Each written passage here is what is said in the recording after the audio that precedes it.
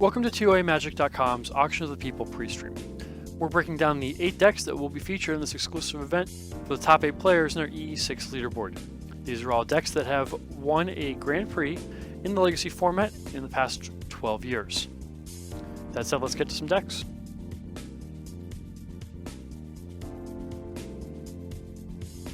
Here we have Jeskai Delver, or Blue White Red Delver, piloted by Owen Turtenwald, winning Grand Prix Washington DC in 2013.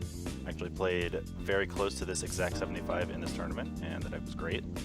So can you walk us through what this deck's game plan is?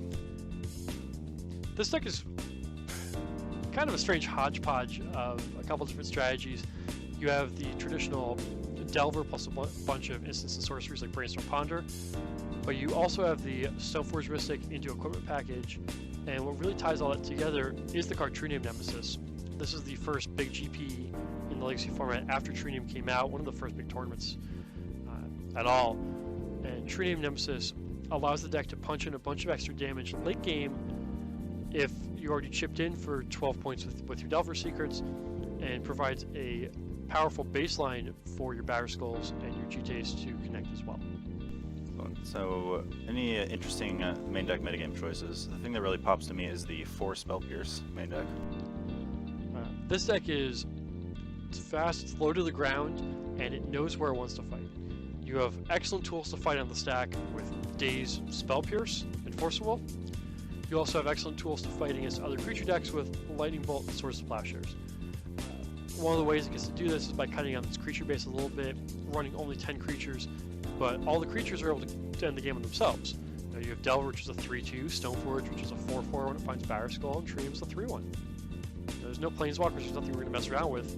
We're just going to play a creature, turn them sideways, get people. These are the best cards. I'm playing 4 of all of them. Let's go. So how difficult would you say this deck is to play? This deck, this type of strategy, lines up very well with what people have been playing for a while in Legacy. Even though the cards would be completely different, the fundamental strategy of I'm going to be lightning bolting your guy, I'm going to be bolting your bird, swordsing your Deathrite, all those cards line up the same. Having the 4 Spell Pierce gives the deck some very powerful options in the mid game, especially against the unfair decks. And Stoneforge Batter Skull, Stoneforge GTA gives you rename against the fair decks. So this is my pick to do really well in this tournament. This is also on the easier side of the spectrum. Again, it's a whole spectrum of decks. I'm not saying that this deck is easy at all, but it's probably easier than some of the other ones. Sure, if you've played Bug Delver, Rug Delver, 4-color Delver, Blue Red Delver, they all play pretty similarly. Cobblade and Standard. Yeah, turn 2, Wasteland you, attack with my 3/2, go from there. So how does the sideboard look in this to you? I'm noticing the 4 Meddling Mage, which if the pilot of this deck does their research, it seems quite good against some of these combo decks. Yep, there's 4 Meddling Mage as well as another True Name Nemesis. This deck having access to True Name, where some of the earlier decks of this style don't have the card in their card pool, is probably going to show up a little bit. Meddling Mage is going to be acceptable against some of the decks.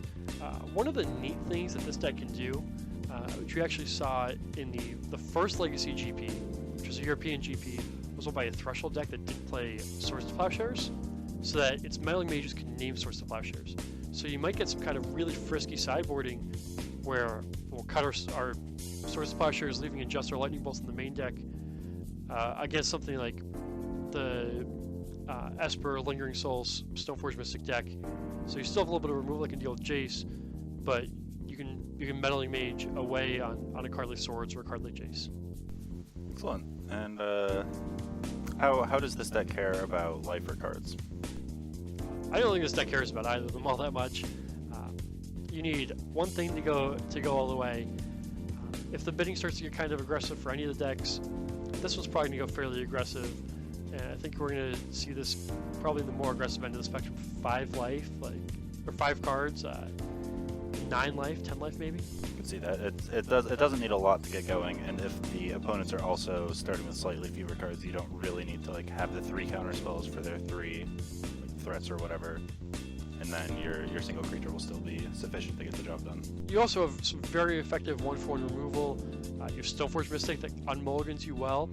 Now, if you told me ahead of time your hand in this tournament was always going to be Tundra, Volcanic Island, Stoneforge Mystic, Anything else? and 2 other cards, would you say yes or no to that? Like, always keep turn 2 Stoneforge Mystic.